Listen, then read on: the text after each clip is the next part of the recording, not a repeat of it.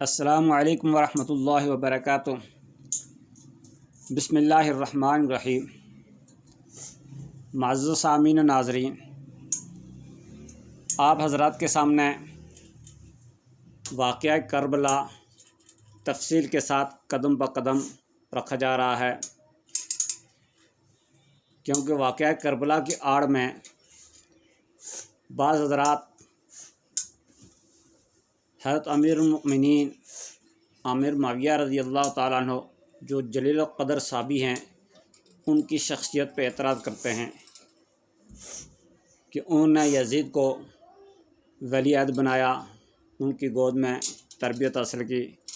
لہذا وہ بھی اس کے ذمہ دار ہیں۔ اور بعض اس کے بالکل برعکس حضرت امیر معاویہ رضی اللہ تعالیٰ عنہ کی محبت اور ان کی شخصیت کو دیکھتے ہوئے ان کے بیٹے یزید کے بھی فضائل بیان کرنے لگتے ہیں اور اس کو خلیفہ برحق ثابت کرنے کی کوشش کرتے ہیں، جبکہ حق ان دونوں کے درمیان ہے۔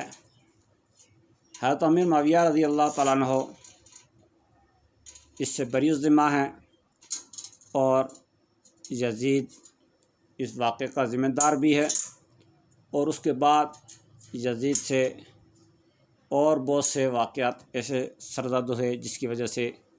اہل سنت والجماعت یزید کو فاسق و فاجر قرار دیتے ہیں، اور اس مرحلے میں وہ حضرت حسین رضی اللہ تعالیٰ عنہ کو برحق سمجھتے ہیں۔ اہل سنت والجماعت کا یہی موقف ہے۔ اب اس واقعے کو ذرا تفصیل سے دیکھیے تو یہ بات سامنے آ جائے گی کہ حضرت امیر معاویہ رضی اللہ تعالیٰ عنہ اس سے بری الذمہ ہے، جیسا کہ تاریخ سے عیاں ہے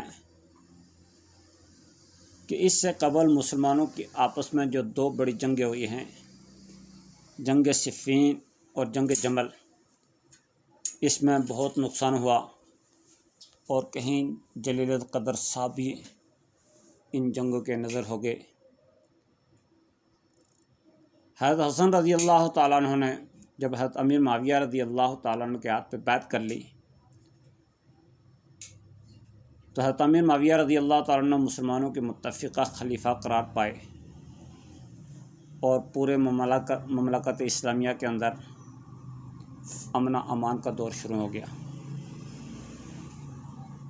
49 ہجری میں کچھ حضرات حضرت امیر معاویہ رضی اللہ تعالیٰ عنہ کے پاس آئے اور ان سے یہ مطالبہ کیا کہ آپ کی وفات کے بعد خدشہ ہے کہ مسلمانوں کی آپس میں جنگ دوبارہ نہ شروع ہو جائے، لہذا آپ اپنی زندگی کے اندر کسی کو ولی عہد مقرر کر لیں اور اس کی بیعت لے لیں تاکہ امت اس پر متفق ہو جائے۔ 49 ہجری میں تو حضرت امیر معاویہ رضی اللہ تعالیٰ عنہ ایسا اقدام اٹھانے سے رکے رہے۔ 51 ہجری میں جب کوفہ والوں کو یہ پتہ چلا کہ یزید کے بارے میں بیعت کی باتیں کی جا رہی ہیں، وہ لوگ کوفی جو تھے وہ دوغلے اور خوش آمدی لوگ تھے۔ انہوں نے اپنا ایک وفد تشکیل دیا، تقریباً 40 آدمی حضرت امیر معاویہ رضی اللہ تعالیٰ کی خدمت میں حاضر ہوئے، اور انہوں نے یہ رپورٹ پیش کی کوفہ، بصرہ اور اس جگہ کے تمام لوگ یزید پر متفق ہیں، لہذا آپ اپنی زندگی کے اندر یزید کے حوالے سے بیعت لے لیں تو شام، عراق، مصر، کوفہ، یہ سارے علاقے صرف یزید ہی کو چاہ رہے ہیں، صرف اہل حجاز رہ جائیں گے تو ان سے آپ بیعت لے لیں تو آپ کی وفات کے بعد خلیفہ جو مسلمانوں کا ہوگا متفقہ ہو جائے گا اور کسی قسم کی جنگ و جدل نہیں ہوگی۔ ابتدا میں تو حضرت امیر معاویہ رضی اللہ تعالیٰ عنہ اس سے دریغ کرتے رہے اور پھر خصوصی طور پر یزید کے حوالے سے وہ انکار کرتے رہے، لیکن جب ان لوگوں نے بتلایا کہ یزید باصلاحیت آدمی ہے، مہمات میں رہا ہے، پھر یہ کہ آپ کے بیٹا ہونے کی وجہ سے اس کا تعارف بھی کافی دور دور تک ہے، تو یزید کے علاوہ کسی اور پر لوگ متفق نہیں ہوں گے، خصوصی طور پر اگر بنو امیہ سے ہٹ کر کسی اور کو بنایا گیا تو شام کے لوگ اور اس کی گرد و نواح کے لوگ اس کو نہیں مانیں گے۔ تو یزید کو شام والے ویسے ہی مانتے ہیں، تو عراق اور کوفہ کے جو لوگ وہ بھی اس پہ متفق ہو گئے۔ جب حضرت امیر معاویہ رضی اللہ عنہ کو اس کا یقین ہو گیا کہ اکثر بلاد اسلامیہ یزید کے حوالے سے متفق ہو گئے ہیں، تو حضرت امیر معاویہ رضی اللہ تعالیٰ عنہ نے حجاز والوں کو خط لکھا۔ حجاز میں جدید قدر صحابہ تھے، تو ان نے انکار کر دیا کہ یہ بات جائز نہیں ہے۔ پھر حضرت امیر معاویہ رضی اللہ تعالیٰ نے خود حجاز کا سفر کیا، مدینہ تشریف لائے، تو مدینہ میں حضرت حسین رضی اللہ تعالیٰ عنہ، حضرت عبداللہ بن زبیر رضی اللہ تعالیٰ عنہ، حضرت عبداللہ بن عباس رضی اللہ تعالیٰ عنہ، اس طرح کے جو جلیل قدر صحابہ تھے، ان سے ملاقات کی، تو انہوں نے اس طریقہ بیعت کو ناجائز قرار دیا۔ ایک خلیفہ کی موجودگی میں دوسرے خلیفہ کے حوالے سے بیعت نہیں دی جا سکتی، اور پھر یہ ہے کہ اس طرح اپنے بیٹے کو منتخب کرنے کی صورت میں یہ ایک سلسلہ چلے گا، اور یہ پھر کیسر و کسریٰ کی مثالیں قائم ہونے لگیں گی۔ اسلامی طریقہ کار یہ نہیں ہے۔ حضرت امیر معاویہ رضی اللہ تعالیٰ عنہ بھی اس کو بہتر اور درست طریقہ قرار نہیں دیتے تھے، لیکن امت کے اختلاف اور انتشار سے بچنے کے لیے اس مصلحت کی خاطر وہ یہ چاہ رہے تھے کہ اس کے حوالے سے بیعت ہو جائے۔ جب ان حضرات نے انکار کیا، حضرت امیر معاویہ رضی اللہ تعالیٰ عنہ حضرت عائشہ رضی اللہ تعالیٰ عنہ کے پاس گئے اور ان سے کہا کہ بلاد اسلامیہ یزید کی بیعت پر متفق ہو گئے ہیں، اور یہاں صرف مدینہ میں اختلاف پایا جا رہا ہے، اور اس کی وجہ یہ حضرات ہیں، تو آپ ان سے کہیں تو یہ بیعت کر لیں تو امت متفق ہو جائے گی۔ امت کو انتشار سے بچانے کے لیے بھی یہ میں اقدام کر رہا ہوں۔ حضرت عائشہ رضی اللہ تعالیٰ عنہ نے ان سے فرمایا کہ مجھے یہ خبر پہنچی ہے کہ آپ اس معاملے میں سختی کر رہے ہیں، ان کو دھمکیاں دے رہے ہیں، ایسا ہرگز نہ کریں، وہ بڑی عظیم الشان عظیم المرتبہ شخصیات ہیں، تو ان کے بارے میں آپ ایسا نہ کریں۔ حضرت امیر معاویہ رضی اللہ تعالیٰ نے فرمایا کہ یہ بات غلط ہے، میں نے ان کے بارے میں اس طرح کا کوئی سخت رویہ اختیار نہیں کیا، البتہ میں اس نصیحت کی خاطر کہ امت کے اندر خون نہ آئے، آئندہ خون نہ بہے، اس وجہ سے میں چاہ رہا ہوں تو ان حضرات کی رائے سے ہٹ کر ہے۔ حضرت عائشہ رضی اللہ عنہ نے فرمایا کہ یہ تو آپ کی رائے ہے، وہ اس سے الگ رائے رکھتے ہیں، لہذا آپ اپنی اس رائے کو ان پر مسلط نہ کریں، ان کا موقف اپنا ہے، تو آپ ان سے مذاکرات جاری رکھیں۔ اب جب ان سے مذاکرات ہوئے تو ان نے یہ فرمایا کہ ہم آپ کو 3 راستے بتلاتے ہیں، ان میں سے ایک اختیار کر لیں۔ ایک راستہ آپ کے سامنے یہ ہے جو نبی کریم صلی اللہ علیہ وسلم نے اختیار فرمایا کہ آپ نے کسی کو نامزد نہیں کیا، آپ کسی کو بھی نامزد نہ کریں، آپ کی وفات کے بعد امت خود نامزد کرے گی۔ دوسرا طریقہ وہ ہے جو حضرت ابو صدیق رضی اللہ تعالیٰ عنہ نے اختیار کیا کہ ان نے اپنے بعد نامزد کیا، لیکن اپنے خاندان میں کسی کو نامزد نہیں کیا، اور امت کے سب سے افضل آدمی کو نامزد کیا۔ آپ اگر نامزد کرتے ہیں تو اپنے بیٹے کو نہ کریں، بلکہ اس وقت امت میں جو آپ کے نزدیک سب سے بہتر آدمی ہے اس کا انتخاب کریں۔ اور تیسرا طریقہ وہ ہے جو ہے عمر فاروق رضی اللہ تعالیٰ نے اختیار کیا، وہ یہ کہ انہوں نے ایک 6 رکنی کمیٹی بنائی، اس کمیٹی نے ان کی وفات کے بعد فیصلہ کیا۔ یہ 3 راستے آپ کے سامنے ہیں، ان میں آپ جو بھی اختیار کرتے ہیں ہم آپ کا تعاون کریں گے، لیکن آپ کی زندگی کے اندر آپ کے بیٹے کے ہاتھ پہ بیعت یہ ہم جائز قرار نہیں دیتے۔ بہرحال حجاز میں یعنی مکہ مدینہ کے اندر یزید کی بیعت نہ ہو سکے۔ یہ واقعہ 51 ہجری کا ہے۔ حضرت امیر معاویہ رضی اللہ تعالیٰ عنہ نے اس معاملے میں کوئی سختی نہیں کی اور واپس تشریف لے گئے۔ اب 51 سے لے کر 56 تک 5 سال گزرتے ہیں۔ ان سالوں کے اندر معاملہ اسی طرح رہا۔ 56 ہجری میں حضرت امیر معاویہ رضی اللہ تعالیٰ عنہ کا انتقال ہوا، یعنی اس واقعے کے 5 سال بعد۔ اب یہاں یہ بھی یاد رکھیے کہ اس دوران یا اس واقعے میں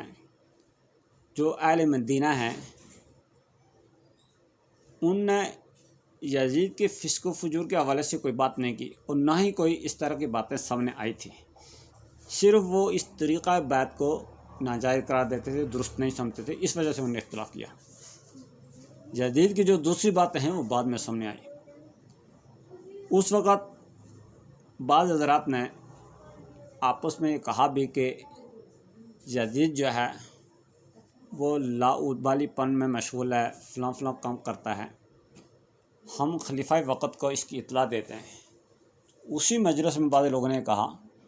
کہ اب چونکہ خلیفہ وقت کا اس کے بارے میں ذہن صاف ہے تو ہم بجائے ان کو اب کسی نئی پریشانی میں ڈالے کہ ہم خود یزید کو سمجھاتے ہیں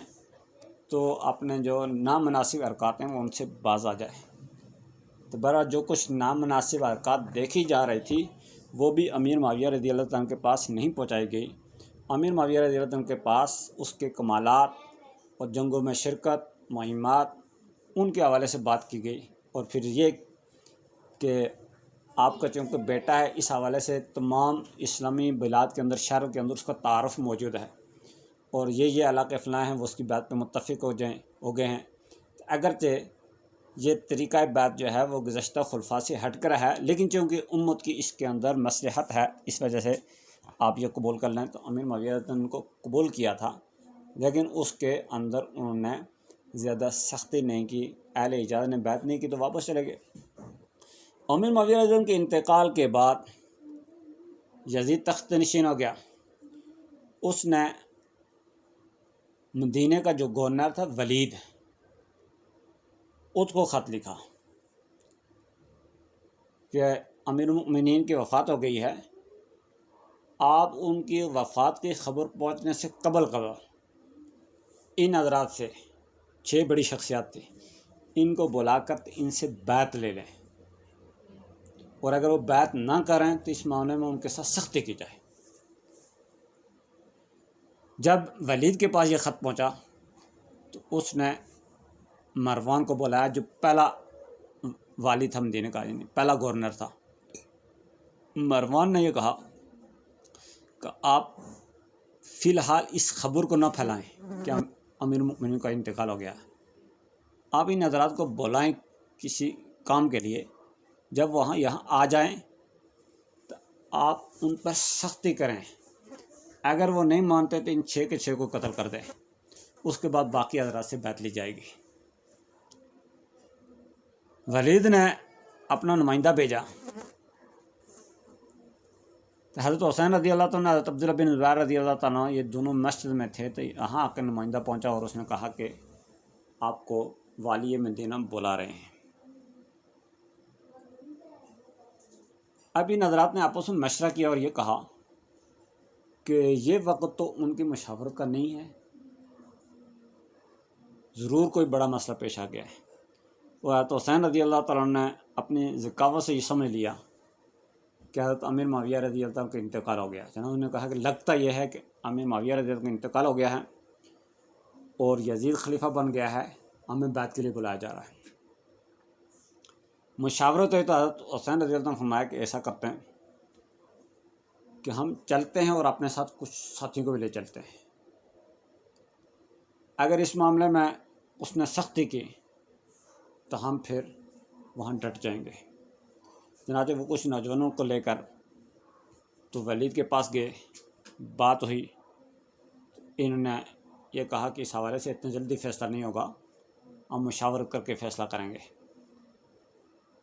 چنانچہ جب واپس آئے تو مروان نے یہ کہا کہ تو نے ان کو اب جانے دیا نا، اب یہ تیرے ہاتھ نہیں آئیں گے،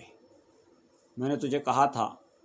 کہ ان کو یہاں سختی کرنا ورنہ قتل کر دینا۔ تو ولید نے یہ کہا کہ میرے ہاتھ سے ملک چلا جائے گورنر چلے جائے،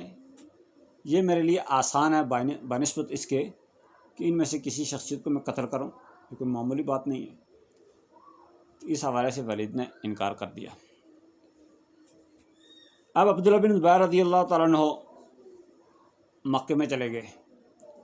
اور حضرت حسین رضی اللہ تعالیٰ عنہ نے بھی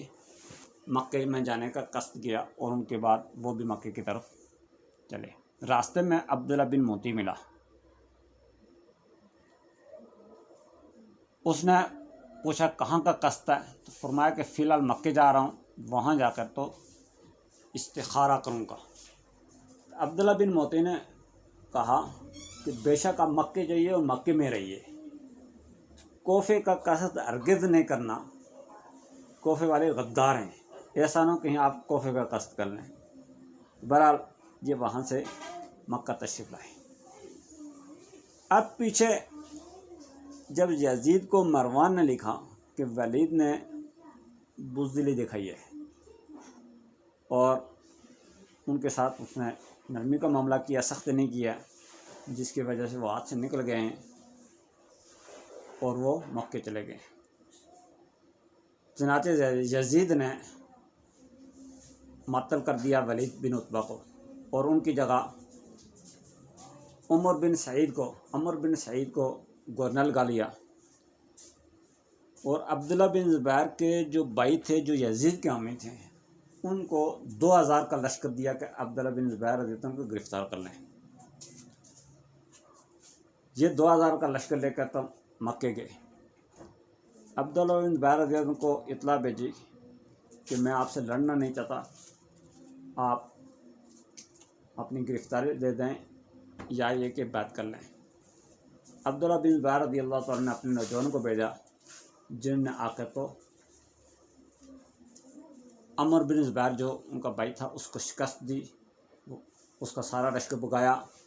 اور وہ جا کے تو علقمہ کے گھر میں اس نے پناہ لی۔ بہرحال مکے میں عبداللہ بن زبیر رضی اللہ تعالیٰ عنہ اور حسین رضی اللہ تعالیٰ عنہ یہ حضرات مضبوط تھے، اور یہاں بونو بھیا کا بس نہیں چلا۔ ادھر کوفے والوں کو اطلاع ملی، اہل حجاز نے تو بیعت کرنے سے انکار کر دیا ہے، تو انہوں نے بھی بیعت کو توڑنے کا فیصلہ کر دیا۔ پھر ان کے خطوط پہ خطوط، جن میں کسی میں یہ لکھا تھا کہ بالکل کھیتیاں آپ کے لیے سرسبز و شاداب ہیں، تشریف لائیے، کسی میں یہ لکھا ہوا تھا آپ تشریف لائیے، 1,00,000 تلواریں آپ کی حمایت میں کھڑی ہیں۔ بڑے بڑے معزز لوگوں کے خطوط، جن کو حضرت حسین رضی اللہ تعالیٰ عنہ جانتے تھے، چونکہ حضرت حسین رضی اللہ عنہ اپنے والد کے ساتھ کوفے میں رہے ہیں، ان کے خطوط، اور ایک ایک خطوط کے اندر 100 150 آدمیوں کے دستخط، تقریباً اس طرح کے 500 خطوط حضرت حسین رضی اللہ تعالیٰ عنہ کو ملے، اور اس کے ساتھ وفود بھی ملے، جن نے آ کے تو طلاق اور اعتاق کی قسمیں کھائی، یہ قسمیں کھایا کہ اگر ہم آپ کا ساتھ نہ دیں، ہماری بیویاں طلاق، ہمارے غلام آزاد۔ اس طرح سے ان کو یقین دلایا کہ اہل کوفہ بالکل اس طرح کے ساتھ ہیں۔ اس طرح کے پکے وعدوں سے حضرت حسین رضی اللہ تعالیٰ عنہ کو یقین ہو گیا۔ لیکن جو صحابہ کوفے والوں کے مزاج سے واقف تھے، ان نے حضرت حسین رضی اللہ تعالیٰ عنہ کو روکنے کی کوشش کی، جن میں خصوصی طور پر حضرت عبداللہ بن عباس رضی اللہ تعالیٰ عنہ تھے۔ ان نے حضرت حسین رضی اللہ تعالیٰ عنہ کو بڑی اصرار اور اس حوالے سے بڑی منت سماجت کی، جس کی وجہ سے حضرت حسین رضی اللہ تعالیٰ نے حالات کی تحقیق کے لیے مسلم بن عقیل کو بھیجا، تاکہ کوفے والوں کا حال معلوم ہو جائے کہ واقعتاً وہ اپنی قسموں پر اتریں گے یا نہیں اتریں گے۔ اس حوالے سے انہوں نے پھر مسلم بن عقیل رحمہ اللہ، جو ان کے چاچا بھائی تھے، ان کو بھیجا۔